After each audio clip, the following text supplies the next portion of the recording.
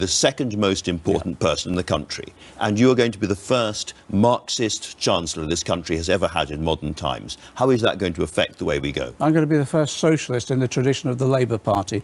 And what that means, it's going to be rooted, let me just finish, it's going to be rooted in Labour Party values. And what are they? Fairness and equality, but making sure that there is a democratic decision taken at every stage. So that means I will be including in the economic development process of our country businesses and trade unions and communities, local government, elected mayors, and we will determine together the future of our country. It will not be done by private lobbyists behind closed doors as it is under this government at the moment. The only reason I use the Marxist word is that you yourself have said again and again and again, I'm clear, I'm an unapologetic Marxist. No. You don't say it on TV shows, but you say it in obscure places like the House of Commons.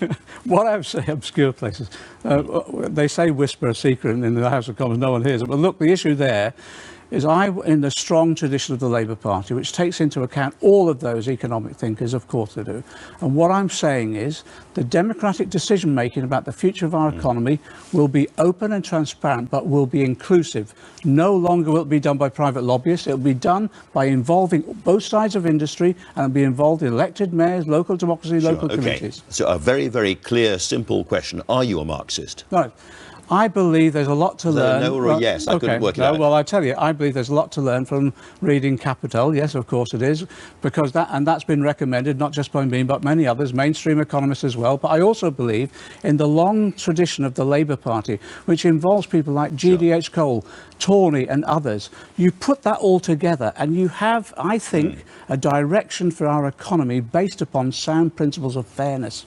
Now, looking at, you mentioned Das Kapital there, and the great prediction in Capital, which you have yourself raised, is that capitalism as a system will come down with an enormous crash. There will be a crisis and the entire system will fail. And you have said... That's where Marx got it wrong, didn't it? That's where Marx got it wrong. Because you yourself have said that you don't just simply want to replace the government, you want to bring down the system. I want to transform. You still want to bring down the system? I want to transform the system. That's where Marx got it wrong. We know that. So you don't want to destroy the capitalist system? I want to transform the system. I'll tell you how I want to transform it.